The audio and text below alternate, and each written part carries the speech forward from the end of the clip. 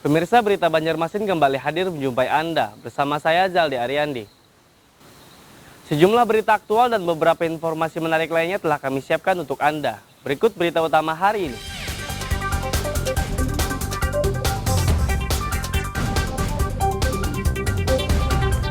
LSM desak polisi ungkap kasus dugaan korupsi di Bawaslu Kabupaten Banjar.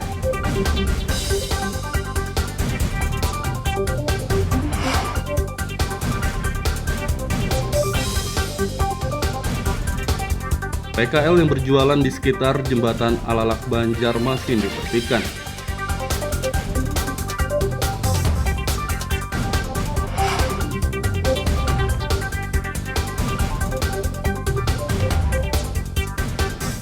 Sempat turun ke level 2, PPKM Kota Banjarmasin kembali naik ke level 4.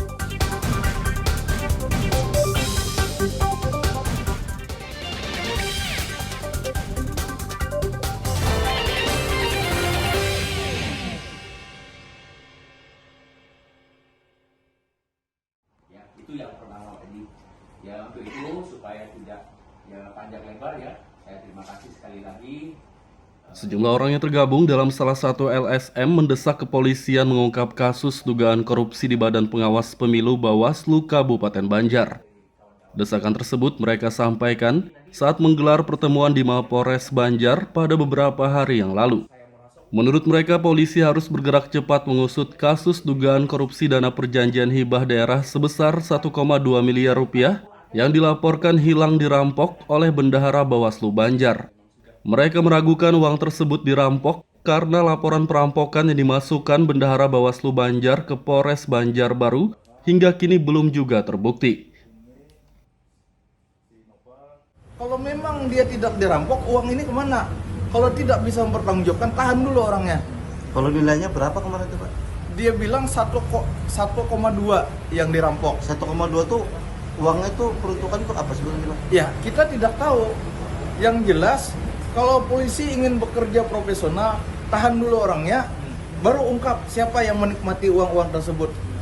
Kalau diperiksa sampai ke PPK, sampai ke pengawas desa segala macam, kapan selesainya kasus? Menunggu uang habis, pelakunya meninggal, baru ada penahanan. Ini sangat disayangkan. Jadi kita minta, kalau Polres Banjar tidak bisa menyelesaikan kasus ini. Kalau dari kami normatif aja tadi melaksanakannya, karena apa yang mereka tanyakan sudah kami jawab, bahwa kami sudah melakukan penyelidikan secara maksimal. Dan untuk pelaporannya, bukan dilaporkan, tapi ditemukan oleh kami, Polres Banjar. Kemarin saya sudah statement juga seperti ini, dan sama saya statement juga kepada mereka seperti hal yang sama. Kalau penyelidikan kami sudah laksanakan secara maksimal.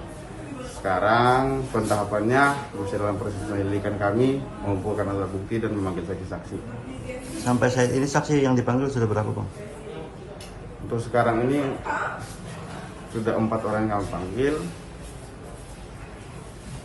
Yang pertama itu terkait permintaan dokumen, sehingga sampai pada kemarin kami manggil ketua dan sekretaris Bawaslu Kabupaten Banjar.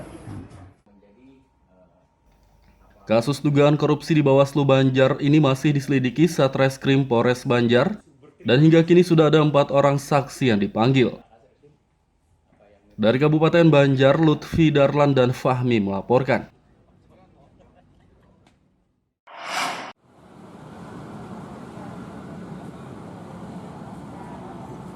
Sejumlah pedagang kaki lima PKL yang kedapatan berjualan di sekitar jembatan Alalak Baru, kawasan Kayutangi Ujung, Banjarmasin Utara, ditertibkan oleh Satpol PP Kabupaten Batola pada Selasa sore.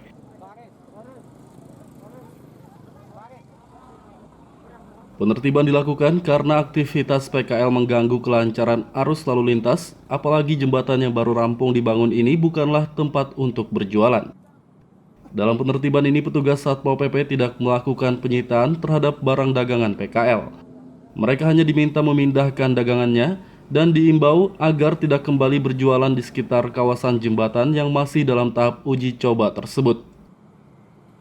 Setiap malam di wilayah jembatan yang baru dibuka ini, jadi menimbulkan kemacetan yang cukup parah, sehingga kami menindaklanjuti laporan masyarakat itu dan datang ke sini untuk mengambil tindakan penertiban. Mereka ini apa yang diamankan, Pak? Tidak ada yang diamankan. Cuman kita memastikan tidak ada yang berjualan di jalan maupun parkir yang di atas jalan. Oke. Berarti memang kalau memang ada yang berjualan ditindak. Ya, kita suruh cari tempat lain. Memang kawasan ini dilarang berjualan atau gimana, Pak? Ya tentunya dimanapun kan tidak boleh berjualan di jalan. Hanya baru aja. Baru aja. Oke, sekarang aja. Oke. Rencananya mau buka sampai apa, Bu? Sampai malam? Oke. Oke. Terus Ibu jualan di sini memang ikut-ikutan pedagang yang lain kah gimana? Ya, uji cobaan ya lah. Oke. Tapi tadi apa kedatangan petugas, Bu? Suruh pindah bang, suruh pindah ke seberang. Oke. Berarti dilarang jualan di sini, Bu? Kena ada aja kena jauh ngurusnya ulun. Oh, oke. Jika PKL kembali kedapatan berjualan di sekitar jembatan Alalak, maka barang dagangan mereka akan disita oleh anggota Satpol PP Kabupaten Batola. Dari kota Banjarmasin, Lutfi Darlan dan Ahmad Fauzi melaporkan.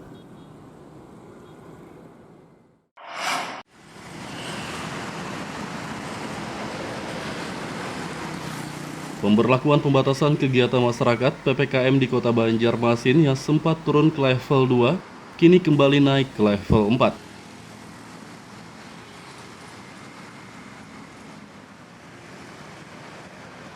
Juru bicara tim Satgas COVID-19 Kota Banjarmasin, Mahli Riyadi membenarkan pemerintah pusat menetapkan PPKM Kota Banjarmasin kembali berstatus level 4 pada Senin sore lalu. Ia mengaku sangat menyayangkan keputusan pemerintah pusat karena data kasus COVID-19 di kota Banjarmasin telah turun drastis, bahkan lebih rendah dibandingkan Kabupaten Tapin. Selain itu, target vaksinasi COVID-19 kota Banjarmasin juga telah mencapai angka 50,79%. Ini dengan data 1,3 per 100.000 penduduk itu pada tingkat 2. Nah, sehingga kita simpulkan bahwa di Banjarmasin kalau kita rujuk kepada keputusan Menteri Kesehatan nomor 4805 itu ya Banjarmasin sebenarnya pada level 2 berdasarkan analisa kita. Nah, seperti itu realnya. Pak, ini tapi ada kira-kira perbedaan datanya atau seperti apa sih Pak, kok masih tetap? Nah, inilah yang membuat kita menjadi bingung ya, artinya ya sedikit kecewa. Teman-teman ini sudah luar biasa bekerja, ya sepertinya kita kurang dihargai ya, dan tentunya kita pengen ya lakukan harmonisasi data lah. PPKM level 4 di kota Banjarmasin kembali diterapkan sejak 5 hingga 18 Oktober mendatang.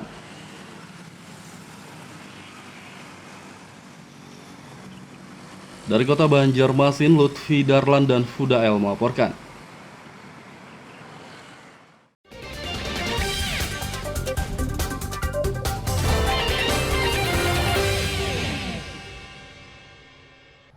Pemirsa, masih bersama kami dalam Kabar Banjarmasin.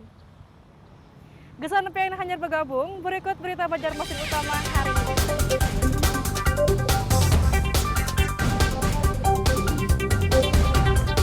LSM desak polisi ungkap kasus dugaan korupsi di Bawaslu Kabupaten Banjar.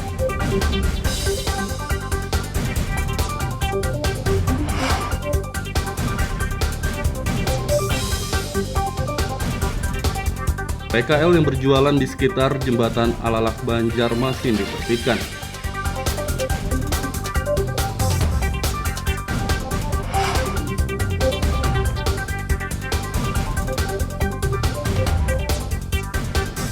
Sempat turun ke level 2, PPKM Kota Banjarmasin kembali naik ke level 4.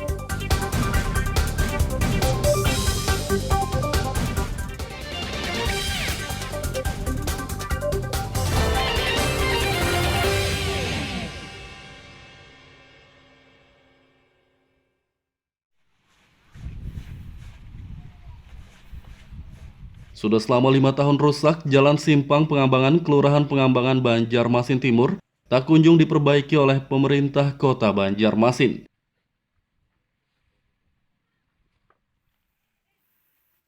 Warga yang tinggal di kawasan tersebut pun mengeluhkan kerusakan jalan karena selain menghambat aktivitas mereka, jalan rusak itu juga dinilai cukup membahayakan. Warga dan pengendara motor pun harus hati-hati saat melintasi jalan sepanjang 120 meter yang berada di bantaran sungai tersebut. Pasalnya selain berlobang dan sering tergenang air sungai, jalan ini juga nyaris amblas di beberapa bagian. Di 10 termasuk ET9 mengenai kerusakan jalan piring ini lah, yang sejak 5 tahunan belum ada tindak lanjut dari pemerintah sampai saat ini. Jadi ini merupakan akses jalan tembus apabila di Simpang 4 Sungai Gatot Subroto keadaan macet. Nah itu apabila tidak diperbaiki maka ini tambah macet di depan tuh. Nah bisa panjang 100 meteran lah ada di Simpang 4 tuh. Nah jadi harapan masyarakat setempatnya bisa ditindaklanjuti secepatnya. Nah itu bagusnya lah. Sudah berapa lama tadi Pak kalau untuk merasakan ini tadi Pak, warga di sini Pak? Kurang lebih tepatnya Pak, yang terputus jalan ini. Terputus ini panjangnya sekitar 120 meter. 120 meter Pak. Warga berharap pemerintah Kota Banjarmasin segera memperbaiki jalan tersebut agar lebih memudahkan aktivitas mereka. Dari Kota Banjarmasin, Lutfi Darlan dan Fudael melaporkan.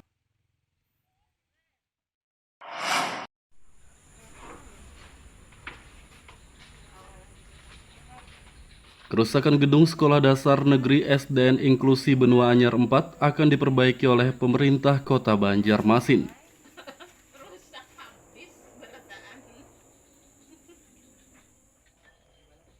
Sekolah yang berada di kawasan Benua Anyar, Banjarmasin Timur ini mengalami rusak parah akibat usia bangunan yang sudah tua.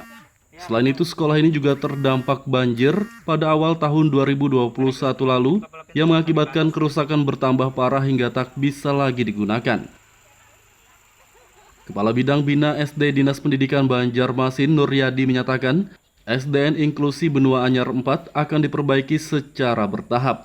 Tahap pertama akan segera dimulai dan tahap selanjutnya di tahun 2022 mendatang. Kalau dilihat tadi kondisi itu ya harus full, karena kita percuma kalau merehab misalnya atapnya tapi dalam kondisi bawahnya kita. Jadi itu harus rehab total ya, ganti ruang kelas baru lah. Nah di Benua Anyar 4 pun kita kan sudah bertahap tuh, memperbaiki ruang inklusi, memperbaiki ruang guru.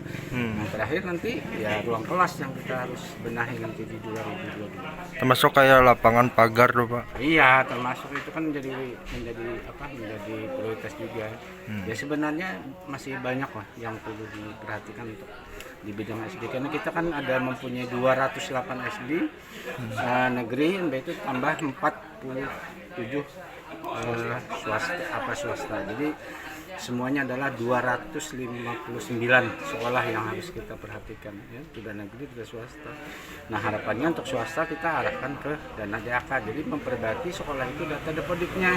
Jadi dengan data depodiknya sehingga Dinas Pendidikan, oh ini skala prioritasnya yang mana yang harus kita perlukan. Kalau memang rehabilitasi ruang kelas, kita rehabilitasi. Perbaikan SDN Inklusi Benua Anyar 4 tahap pertama akan menggunakan dana alokasi khusus DAK dari pemerintah pusat. Sedangkan tahap kedua di tahun 2022 mendatang, perbaikan akan menggunakan dana APBD Kota Banjarmasin. Dari Kota Banjarmasin, Lutfi Darlan dan Fudael melaporkan.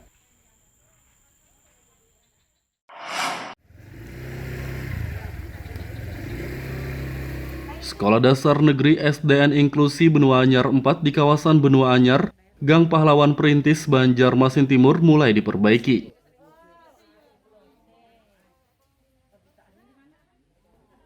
Perbaikan tahap pertama pada gedung sekolah ini yang menggunakan dana alokasi khusus atau DAK dari pemerintah pusat dimulai pada ruang guru. Sejumlah anggota Komisi 4 DPRD Kota Banjarmasin memantau langsung perbaikan sekolah yang mengalami rusak parah akibat terdampak banjir di awal tahun 2021 lalu tersebut. Ketua Komisi 4 DPRD Banjarmasin Nur Latifah mengatakan, perbaikan tahap pertama hanya difokuskan untuk ruang guru, sedangkan sejumlah ruang kelas siswa akan diperbaiki di tahun 2022 mendatang. Dan di tahun 2021 ini sudah diakomodir oleh pemerintah Kota Banjarmasin dan sudah mau selesai dikerjakan tahap rehabilitasinya. Dan kemudian ada beberapa ruangan yang memang tidak terpakai. Nah, itu nanti di tahun 2022 sudah menjadi usulan juga dan alhamdulillah sudah disetujui juga melalui anggar. Mudah-mudahan akan terrealisasi di tahun 2022, yang mana ruangan tidak terpakai itu nanti akan difungsikan sesuai dengan kebutuhan yang ada di sekolah ini, khususnya seperti UKS yang belum ada, kemudian sanitasi WC-nya juga di sini juga sangat minim, kemudian juga memang rusak. Nah, itu nanti secara skala prioritasnya yang mana nanti yang dibutuhkan oleh sekolah ini. Selain memantau perbaikan SDN Benua Anyar 4, anggota Komisi 4 DPRD Kota Banjarmasin juga meninjau pembangunan ruang inklusi di SDN Benua Anyar 2.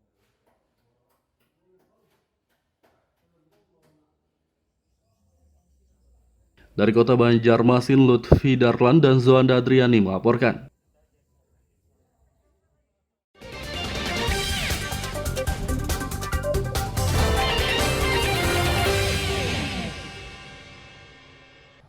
Pemirsa, masih bersama kami dalam Kabar Banjarmasin. Gesan yang hanya bergabung, berikut berita Banjarmasin utama hari ini.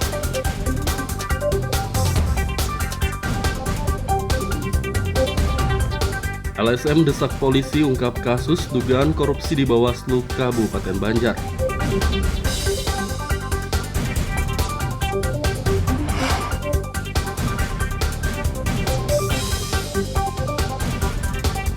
PKL yang berjualan di sekitar jembatan Alalak Banjarmasin ditertibkan.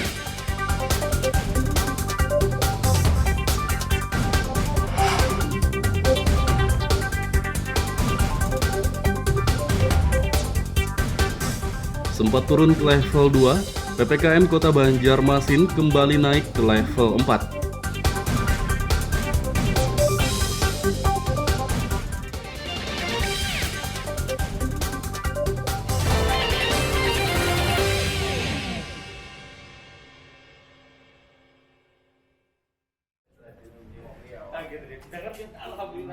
Menjelang pembelajaran tatap muka PTM, pemerintah Provinsi Kalimantan Selatan menggelar vaksinasi COVID-19 bagi pelajar.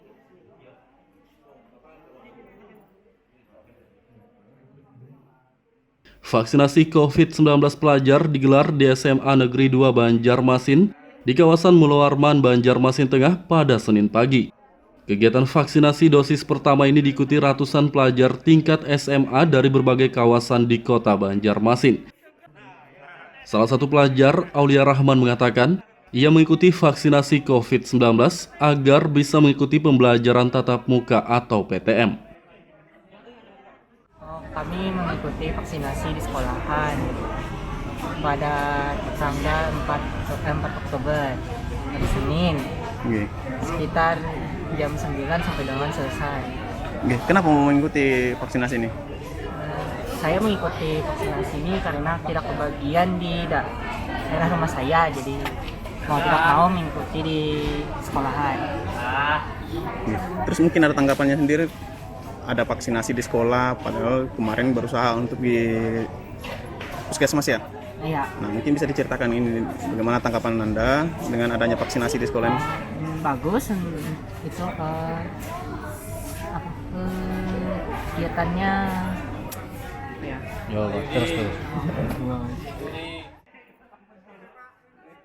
Selain diikuti ratusan pelajar, kegiatan vaksinasi COVID-19 yang digelar di SMA Negeri 2 Banjarmasin ini juga diikuti warga umum. Dari Kota Banjarmasin, Lutfi Darlan dan Aryadi Sukma melaporkan.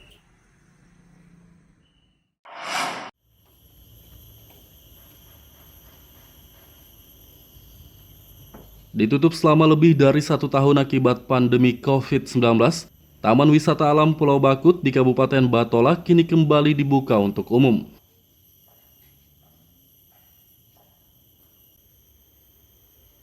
Taman Wisata Alam Pulau Bakut di kawasan Anjir, Kabupaten Batola yang ditutup sejak Maret 2020 lalu telah dibuka kembali pada Senin 4 Oktober 2021.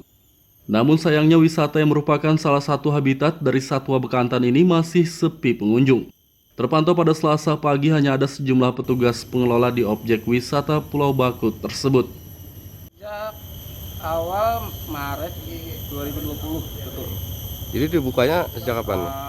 Dibuka kemarin Senin tanggal 4 Oktober 2021. Terus untuk sementara ini apakah sudah ramai nih pengunjungnya?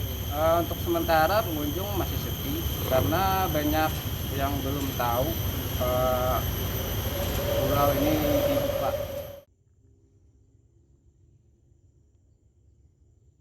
Karena masih di tengah situasi pandemi COVID-19, pengelola wisata Pulau Bakut mewajibkan penerapan protokol kesehatan bagi siapa saja yang berkunjung ke destinasi ini.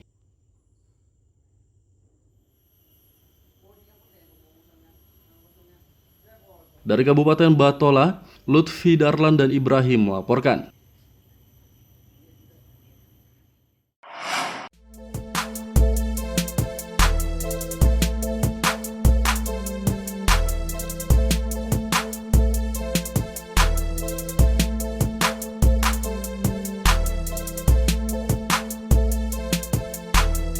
Di Desa Sidomulyo, Kecamatan Kelumpang Hulu, Kabupaten Kota Baru, ada tempat usaha pembuatan kerajinan limbah kayu ulin yang begitu kreatif.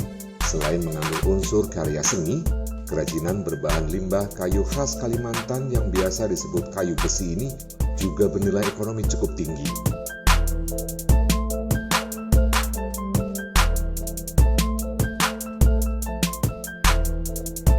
Usaha kerajinan limbah kayu ulin ini dimiliki oleh Muhammad Zulfikri. Untuk membuat kerajinan, ia dibantu oleh 3 orang pekerjanya. Di tempat inilah para pekerjanya mengolah limbah kayu ulin menjadi sebuah karya seni berupa meja, bangku, hiasan dinding, dan perabotan rumah lainnya.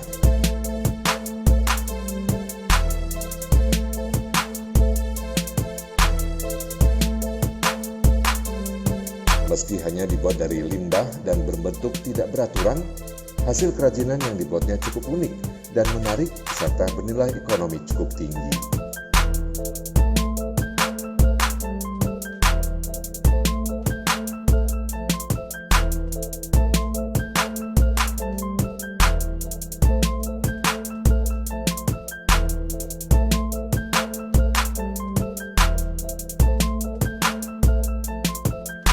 Limbah kayu ulin yang merupakan bahan utama kerajinan ini didapat Zulfikri dari dalam tanah di sekitar area perkebunan kelapa sawit. Dulunya, lokasi tersebut merupakan bekas perkebunan pohon kayu ulin. Zulfikri mengatakan pembuatan kerajinan berbahan limbah ulin ini baru 1 tahun ditekuninya. Sementara untuk membuat kerajinan, para pekerjanya memerlukan waktu selama 1 hingga 2 pekan, tergantung tingkat kerumitan kerajinan yang dibuat. Kerajinan ulin ini kami mulai sejak setahun yang lewat. Ya, sekitar setahun yang lewat.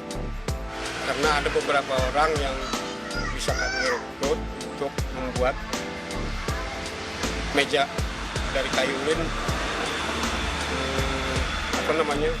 limbah, karena potensi yang ada di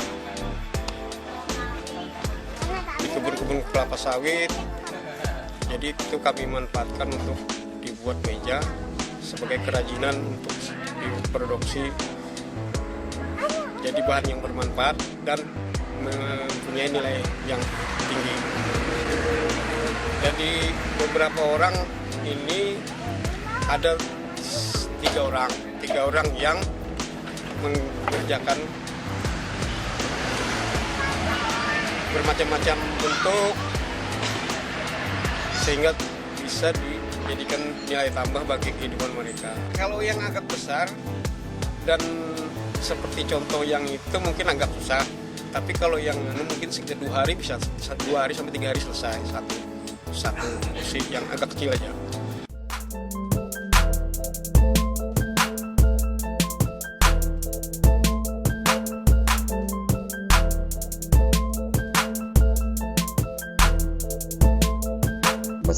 kerajinan ini hanya terbuat dari limbah kayu ulin, harganya cukup tinggi, yakni berkisar antara 2 juta rupiah hingga puluhan juta rupiah.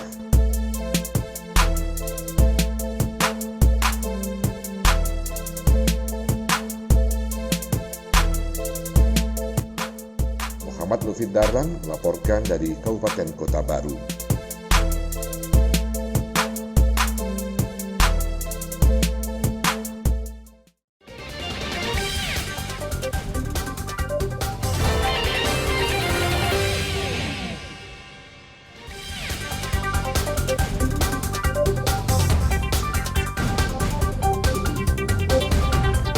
LSM desak polisi ungkap kasus dugaan korupsi di Bawaslu Kabupaten Banjar.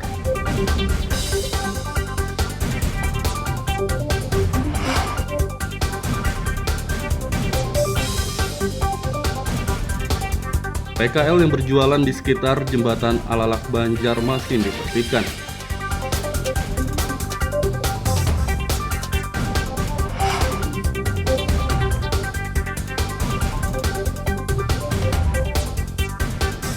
Sempat turun ke level 2, PPKM Kota Banjarmasin kembali naik ke level 4.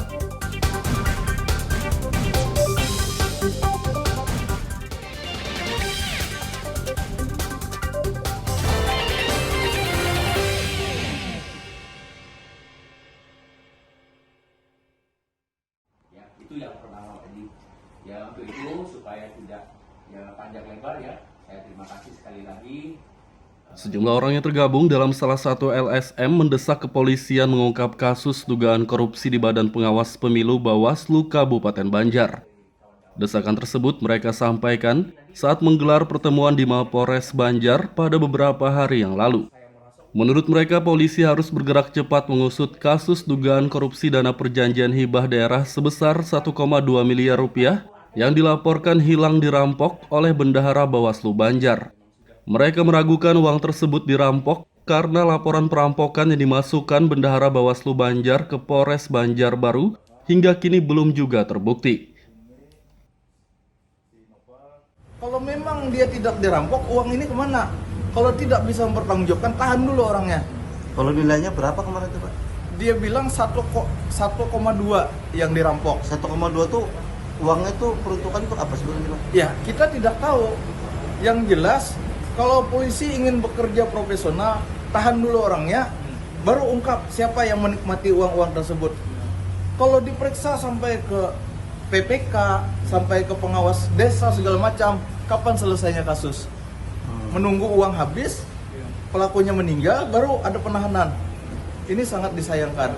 Jadi kita minta, kalau Polres Banjar tidak bisa menyelesaikan kasus ini, Kalau dari kami normatif aja tadi melaksanakannya, karena apa yang mereka tanyakan sudah kami jawab, bahwa kami sudah melakukan penyelidikan secara maksimal. Dan untuk pelaporannya bukan dilaporkan tapi ditemukan oleh kami, Polres Banjar. Kemarin saya sudah statement juga seperti ini, dan sama saya statement juga kepada mereka seperti hal yang sama. Kalau penyelidikan kami sudah laksanakan secara maksimal. Sekarang pentahapannya masih dalam proses penyelidikan kami, mengumpulkan alat bukti dan memanggil saksi-saksi. Sampai saat ini saksi yang dipanggil sudah berapa, Bang? Untuk sekarang ini sudah 4 orang yang kami panggil. Yang pertama itu terkait permintaan dokumen, sehingga sampai pada kemarin kami manggil ketua dan sekretaris Bawaslu Kabupaten Banjar. Kasus dugaan korupsi di Bawaslu Banjar ini masih diselidiki Satreskrim Polres Banjar, dan hingga kini sudah ada 4 orang saksi yang dipanggil. Dari Kabupaten Banjar, Lutfi Darlan dan Fahmi melaporkan.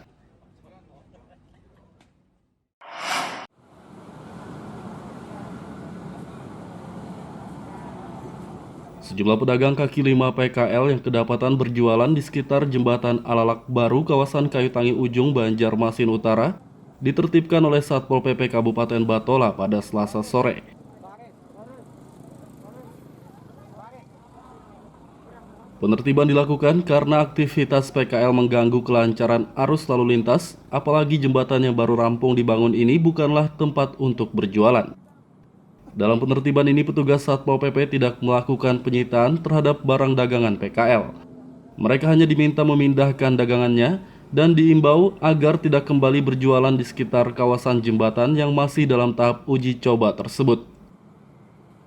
Setiap malam di wilayah jembatan yang baru dibuka ini, jadi menimbulkan kemacetan yang cukup parah, sehingga kami menindaklanjuti laporan masyarakat itu dan datang ke sini untuk mengambil tindakan penertiban. Mereka ini apa yang diamankan, Pak? Tidak ada yang diamankan. Cuman kita memastikan tidak ada yang berjualan di jalan maupun parkir yang di atas jalan. Oke. Berarti memang kalau memang ada yang berjualan ditindak? Ya, kita suruh cari tempat lain. Memang kawasan ini dilarang berjualan atau gimana, Pak? Ya tentunya dimanapun kan tidak boleh berjualan di jalan. Hanya baru aja. Baru aja. Oke, sekarang aja. Oke. Rencananya mau buka sampai apa, Bu? Sampai malam? Oke. Oke. Terus Ibu jualan di sini memang ikut-ikutan pedagang yang lain kah gimana? Ya, uji cobaan ya lah. Oke. Tapi tadi apa kedatangan petugas, Bu? Suruh pindah, Bang. Suruh pindah ke seberang. Oke. Berarti dilarang jualan di sini, Bu? Kena ada aja kena ngurusnya ulun. Oh, oke. Jika PKL kembali kedapatan berjualan di sekitar jembatan Alalak, maka barang dagangan mereka akan disita oleh anggota Satpol PP Kabupaten Batola. Dari Kota Banjarmasin, Lutfi Darlan dan Ahmad Fauzi melaporkan.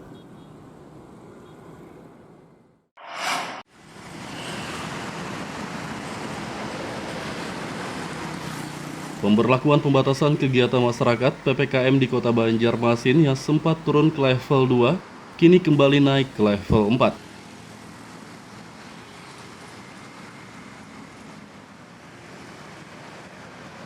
Juru bicara tim Satgas COVID-19 Kota Banjarmasin, Mahli Riyadi membenarkan pemerintah pusat menetapkan PPKM Kota Banjarmasin kembali berstatus level 4 pada Senin sore lalu.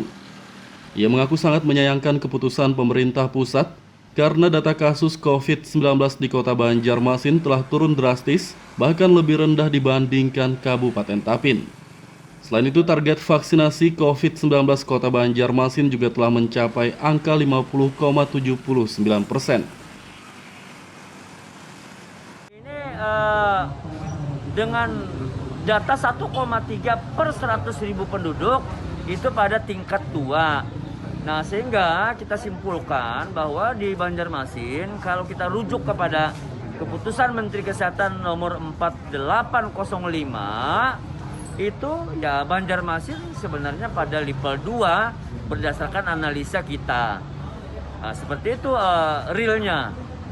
Pak, ini tapi ada kira-kira perbedaan datanya atau seperti apa sih, Pak? Kok masih tetap? Nah, inilah yang membuat kita menjadi bingung, ya artinya ya sedikit kecewa. Teman-teman ini sudah luar biasa bekerja, ya sepertinya kita kurang dihargai, ya.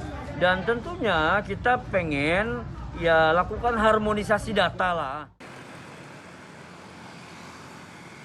PPKM level 4 di Kota Banjarmasin kembali diterapkan sejak 5 hingga 18 Oktober mendatang.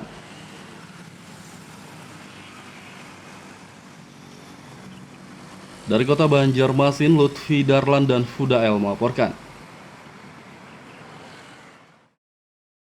Pemirsa, informasi tadi sekaligus menutup perjumpaan kita kali ini. Saya Zaldi Aryani beserta redaksi mengucapkan selamat beraktivitas, sampai jumpa.